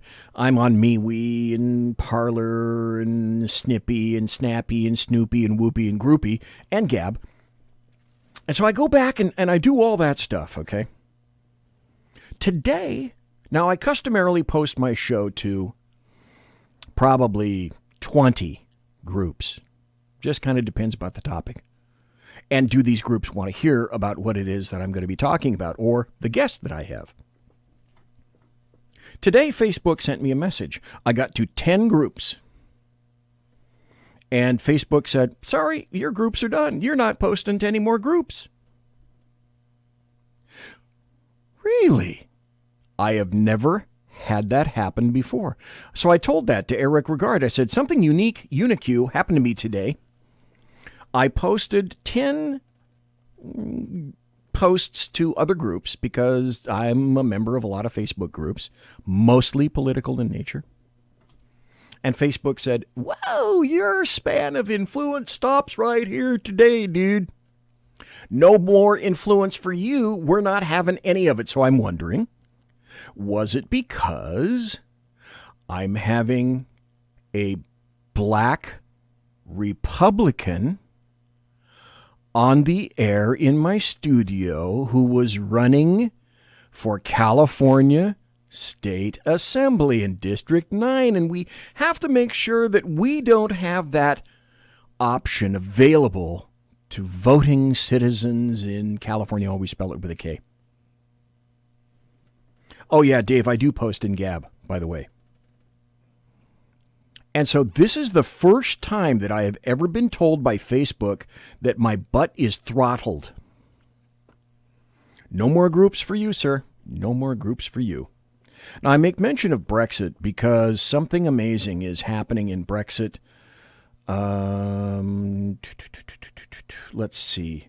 Dave says it's 5:30 a.m. in the UK right now. At 11 a.m. today, Brexit becomes official in the UK. And I'm noticing quite significantly that no one is covering that in the United States by way of the American media maggots. But I happen to hear this from Nigel Farage. And Nigel Farage, he's in the European Parliament, and he gets himself cut off. But boy, did he leave him with a very interesting final speech. Nigel. Thank you, Mr. Farage, for 4 minutes. Thank you very much. So this is it, the final chapter, the end of the road. A 47-year political experiment that the British, frankly, have never been very happy with. My mother and father signed up to a common market, not to a political union, not to flags, anthems, presidents, and now you even want your own army. For me, it's been 27 years of campaigning and over 20 years. Okay, did you hear that? Did you grok the concept of what he said? The European Union is not satisfied with the individual armies of the client states. The European Union wanted to start its own army. Is here in this Parliament. I'm not particularly happy with the agreement we're being asked to vote on tonight, but Boris has been remarkably bold in the last few months, and Ms von der Leyen, he's made it clear. Okay, let me ask you a question, folks. If you've been following anything at all about what's been going on, the massive leftists, historically PMs, prime ministers in Britain, they've got a guy who is kind of chunky and kind of scatter-haired, blonde-haired, sort of a younger, chunkier version of Donald Trump named Boris Johnson. Do you think he would have gotten in if not for President Trump and sort of this populist movement? The answer is no. He's promised us there'll be no level playing field. And on that basis, I wish him every success in the next round of negotiations. I really do. But the most significant point is this. What happens at 11 p.m. this Friday, the 31st of January, 2020, marks the point of no return. Once we've left, we are never coming back, and the rest, frankly, is detail. We're going, we will be gone. And that should be the summit of my own political ambitions. I walked in here, as I've said before, you all thought it was terribly funny. You stopped laughing in 2016. But my view has changed of Europe since I joined. In 2005, I saw the constitution that had been drafted by Giscard and others. I saw it rejected by the French in a referendum. I saw it rejected by the Dutch in a referendum. And I saw you in these institutions ignore them, bring it back as the Lisbon Treaty and boast you could ram it through without there being referendums. Well, the Irish did have a vote and did say no and were forced to vote again. You're very good at making people vote again, but what we've proved is the British are too big to bully, thank goodness. So I became Okay, so if you're watching the video, there was just a smattering of clapping around Nigel Farage. The rest of the people in the European Parliament had very dour and glum looks on their face, and there were a lot of them. An outright opponent of the entire European project. I want Brexit to start a debate across the rest of Europe. What do we want from Europe? If we want trade, friendship, cooperation, reciprocity, we don't need a European Commission. We don't need a European Court. We don't need these institutions and all of this power. And I can promise you, both in UKIP and indeed in the Brexit Party, we love Europe. We just hate the European Union. It's as simple as that. So I'm hoping... Oh, stop. It's too bad you can't see the video. OMG, if looks could kill. I'm hoping this begins the end of this project. It's a bad project. It isn't just undemocratic, it's anti-democratic, and it puts in that front row. It gives people power without accountability. People who cannot be held to account by the electorate. And that is an unacceptable structure. Indeed, there's an historic battle going on now across the West, in Europe, America, and elsewhere.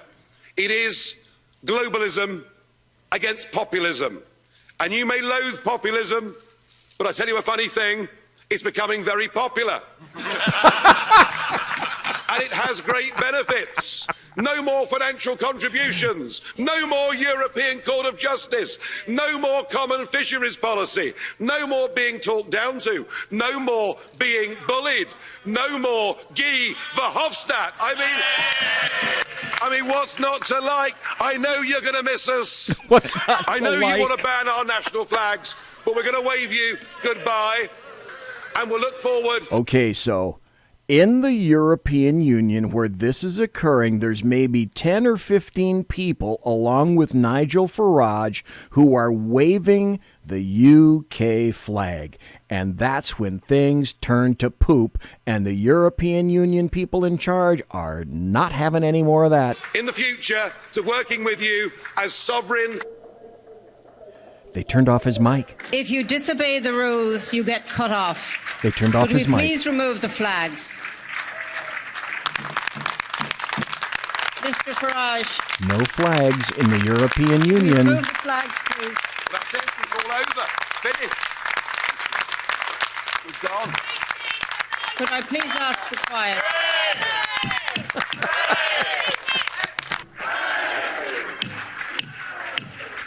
Oh, my God. I'm really... Please sit down, resume your seats, put your flags away, you're leaving, and take them with you if you are leaving now. And... Goodbye. Can I just say, if I may say, just in a slight reference, the word hate was used in the last contribution. And I really think, given what we listened to prior to this, that we should not hate anyone or any nation or any people. Oh, Jesus. These ignorant mudstuckers they're about as amusing and perennially happy as turds in punch bowls. They cannot help but try to fling poo like a gorilla at the zoo at anyone having any fun or doing anything contrary to what it is that they don't just suggest. Oh, no, it's whatever they demand. That's the European Union for you. I'm going to transition into something else. And there's an aura about this story that makes me of two minds. My first thought is, well, this might not be so big. It might not be that big a deal. And then I'm reminded of 1909. What happened fairly quietly is the World Health Organization has now declared the coronavirus outbreak a global health emergency. What you may or may not know is back in 1909, there was a global flu pandemic from birds, an avian flu, similar to this one, that ended up killing about a third of the people on the planet at the time. It was a flu. It went to pneumonia. It killed the older, BZ, that's you, the young. Here's something very interesting. In the little teeny town where I live, at the 4,000-foot level in the Sierra Nevada mountains, there's a little teeny weeny cemetery. One day I decided to go to that cemetery and look around. And I saw lots of big stone markers and monuments to adults. And alongside, there are two cemeteries, actually, in that town. And they're up on a hill. They got a beautiful view. And I started noticing, paying attention to the smaller markers. Then I started to pay attention to who was on those markers. And right around 1908, 1909, 1910, the smaller markers delineated children who had passed away at the age of 5, 6, 7, 8, 9, 10. Young children. And I didn't get it until later when I finally realized, oh, that's the 1909 flu coming through the United States in the West and California and killing children. And so there's an historical mark for that as well. The interesting thing about this is there are lots of people, the percentile is split about 50-50. I'm discovering that about 50% of the people that I've been listening to on the air and on TV are saying, coronavirus, meh. Another bunch of people are saying, you ought to be paying some very serious attention here. So I have to tell you, I'm of two minds about this. I don't know. We are ready for some kind of pandemic. Is this it? I don't know. But we so easily and readily travel from one nation to another across massive expanses of oceans between continents. It really is only a matter of time before something really bad breaks out. So I think the question, I'm going to put this on monitor mode. Don't think that I don't have an assload of N95 masks, by the way, because I do. The people in chat, Again, Simone, Jack, Dave, Alaskan, Kaiser, one viewer. A lot of people, it's named the coronavirus. Corona means crown, and it's the nature of the virus itself. Apparently, swear to God, there are some people that are thinking that Corona beer spreads this virus. It's stuff like that you really, really can't make up. And you can't make up the haughty arrogance of Hillary Clinton. Because here's an article that just came out today from BizPac Review. And it says, above the law, Hillary is mocked for refusing to be served legal papers. Tulsi Gabbard attorney sounds off. So Tulsi Gabbard, because of some remarks that Hillary Clinton made about Tulsi Gabbard, saying that Tulsi Gabbard was nothing but a shill for Russia, Hillary Clinton, well, I should say, Tulsi Gabbard decided that she was going to sue for that. Okay, you can. Dave, I know it was a joke. But I'm telling you, if you go to social media, there's some people that think it's not a joke. The article says Hillary Clinton is reportedly dodging legal papers from being delivered to her related to Representative Tulsi Gabbard's defamation lawsuit. Remember when she said, "No one is above the law"? Well, she's behaving exactly like someone who is, as she has reportedly been hiding from being served in the Hawaii Democrats' $50 million lawsuit against her. Apparently, a server knocked on the door of Hillary's residence, was met by the Secret Service, and then refused entry and service. Well, come on. Answering for anything is just for little people. It's just for little people. Now, I haven't done this in a while, so I'm going to have to do this right now because I do have some interesting audio cuts coming up just for you. It's time for happy stories and good times. Do you remember something of a kerfuffle between Don Lemon and some of the people that he had on his show, and then Don Lemon apologizing for calling everybody that voted for Trump stupid, etc.? Here's the RNC doing something I wish they'd done consistently for years now. They made an ad. The RNC released very recently an ad highlighting the CNN clip where Don Lemon is mocking Trump supporters because we're all ignorant rednecks. Don't you know that? Anybody that voted for Trump is stupid. So why wouldn't the RNC turn it into a nice little commercial? Couldn't find Ukraine on a map if you had the letter U and a picture of an actual physical crane next to it. He knows that this is, an administration defined by ignorance of the world. You could put half of Trump's supporters into what I call the basket of deplorables. And so that's partly him playing to their base. Anyone who supported this president is, at best, looking the other way on racism. You're a racist. The credulous boomer Rube demo that backs Donald Trump, that wants to think that Donald Trump's a smart one, and y'all elitists are dumb. Trump always loves the low information guy. You elitists with your geography and your maps. Issue of racism across the country. Joe Biden. That's his base. Racists across the country. That's Trump's base. That's you. They think you're a joke. They think all of you are a joke. Prove them wrong in November. Vote red in November.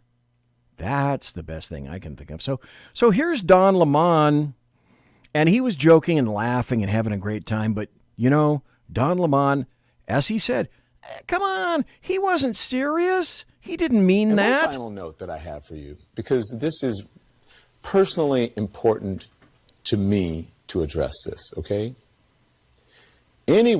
Ask anyone who knows. You've been a strong critic of the BBC, particularly for its cultural output, which belittling anyone. Even though you're on video.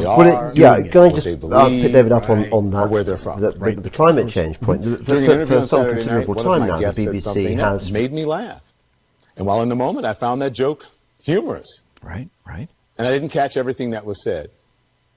Okay, that's a lie. Don Lemon was reacting to everything that was said. I just wanted to play that to you because, again, like most leftists, they can't talk to you. It's in their DNA somehow. It's physically impossible for a leftist, a Democrat, or an American media maggot to look you in the face and not lie to you. Here's the real reason that Pelosi states why they can't accept a second term for President Donald Trump. They cannot accept a second term for Trump. Anyway, we have to make sure, this will sound political, but we have to make sure that the Constitution wins the next presidential election. When have the leftists and the Democrats and the American media maggots heretofore been even one microscopic crap concerned about the Constitution or the Bill of Rights? Oh, that's right, when their ox gets gored. We can't be worrying about, well, how long is this going to take or that. It'll take as long as it does. And we will press the case so that in the court of public opinion, people will know what is right. Right. But we cannot accept a second term for Donald Trump if we are going to be faithful to our democracy and to the Constitution of the United States. And that is just a fact. So, okay, a smattering of applause. Just a few, not a massive amount of applause. we have to operate on many fronts. We have to operate in the Congress, in the courts, and in the court of public opinion. And we must win the next election. Yeah, because you're doing so well with this impeachment thing, aren't you? Here's a happy story. The Washington Post reinstates a reporter, and then she immediately tries to cancel her boss. You know, like social contract cancel. What's the first thing that you do after your activist colleagues pull out all the stops to get you your job back? Try to cancel your boss for suspending you in the first place. Mere hours after being reinstated from a suspension by the Washington Post, Felicia Sonmez, S-O-N-M-E-Z, if you want to find her and say hello to her, took to Twitter to start another mob. The reporter who thought it was prudent to tweet out Kobe Bryant's 2003 rape allegation on the day that he and his daughter died tragically, she attempted to launch a new campaign on Twitter. This time her quarry is her boss, Marty Barron, after he fired her and then said, okay, come on back. So it's kind of a bold move, don't you think, to try to get the internet to attack your boss for suspending you after you being stupid. Then he reinstates you. And then you want to blame him all again. Huh, isn't that funny how that works? Let's see, what do I got? I got about 7 more minutes yet. And I've got a really great audio cut that if you haven't heard this, you need to hear it. Remember, the Democrats are saying in the impeachment hearings, we got to hear from John Bolton. Because John Bolton is going to save this impeachment. John Bolton is going to say that there was, in fact, quid pro quo and a betrayal of America by Donald John Trump. OMB, Orange Man Bad, the guy with the dead orange cat on his head. And that's why they wanted to have witnesses. Except that now somebody has managed to dredge up an audio cut and a video cut.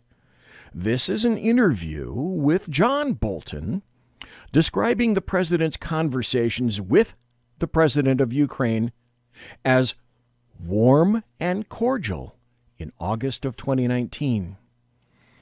If he thought at that time that the president was stiff-arming the Ukrainians, wow, he had a real strange way of showing it. Follow up to my visit last year on Independence Day, where I was really honored to have a chance to participate in that, and now with the new government in Ukraine to see what might be possible going forward on a whole variety of fronts. Right. Do you plan to meet President Zelensky, and what messages did you bring to him? Well, I will be meeting President Zelensky. He and President Trump have already spoken twice. President called the... So Bolton knows about that. Bolton knows about having spoken to the Ukraine president. Here's where Bolton objects vehemently and stridently and loudly to Trump having this conversation, because he knows for a fact there was quid pro quo. Okay, John, stand up and start yelling at Trump. Congratulate President Zelensky on his election and then on his success in the parliamentary election. They were very warm and cordial calls. We're hoping that they'll be able to meet in Warsaw and have a few minutes together, because the success of Ukraine, maintaining its freedom, its system of representative government, a free market economy free of corruption, and dealing with the problems of the Donbass and the Crimea are high priorities here, obviously, but high priorities for the United States as well. Oh, darn. Wait, are you saying, BZ, are you saying that he had the opportunity to trash Donald Trump right there, and then for whatever reason, he just didn't decide to do it? If you want a happy story, and I think this may be the last one for the night, allegedly tomorrow is going to be a big day for the UK, and apparently it's going to be a very big day for the United States as well. Here's an article from The Hill, which states GOP senators believe they have the votes to block witnesses. It was clear to Senate Republicans on yesterday, after a morning meeting between Senate Majority Leader Mitch McConnell and Senator Lisa Murkowski of Alaska, that the question of having additional witnesses is settled. And the Senate will vote Friday, tomorrow. Well, if you're Dave, tomorrow is today. See how that weird time warp works here in the Saloon? The Senate will vote Friday to wrap up the impeachment trial of President Trump. There was no discussion of witnesses at a Senate GOP lunch meeting Wednesday, which was held a couple hours after McConnell and Murkowski met for about 20 to 30 minutes. So tomorrow will be a very interesting day. So let me see if I got the math on this. I've never been very good at math, but I'm going to proffer a math problem for you right now. Let me see if I can suss this out. So if Republicans have enough votes to keep all the witnesses out of the impeachment hearings and essentially kick impeachment to the curb, in my opinion, as well they should, as I'm hearing, can anyone guess how many Democrat heads will explode in D.C., and also, subsequently, at what decibel level that will occur? Here's my math equation. I'm thinking 47 plus 232 equals, let's see, 47 and 232, carry the 5, the 3 is invisible. I think that's 279 exploding heads.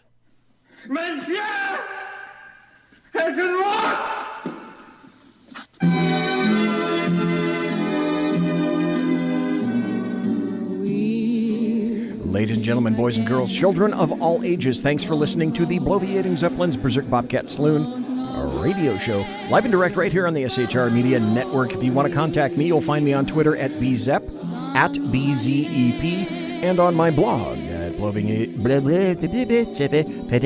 just like that. Again, remember, the 3 is silent.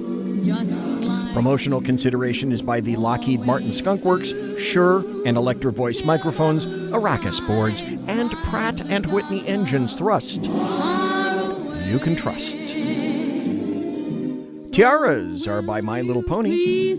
Thanks to my personal KC-135 Kettle One refueling team, with whom I shall be consorting in less than an hour.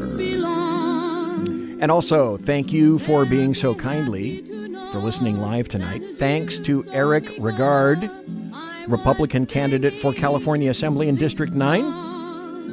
And thanks for everybody for being in chat. Thanks for listening in the podcast.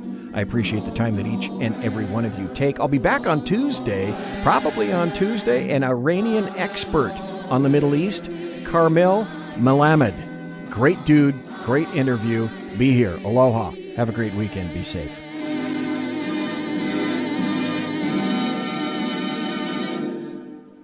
Everybody quiet down now and get some sleep. Night, everybody. Good night, Mama. Good night, Ben.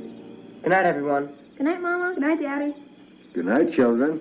Good night, Daddy. Good night, Elizabeth. Good night, John Boy. Good night, Jim Bob. Good night, Jim Bob. Good night, Jim Bob. What's going on? I was asleep. What's everybody doing? Good night, Jim Bob.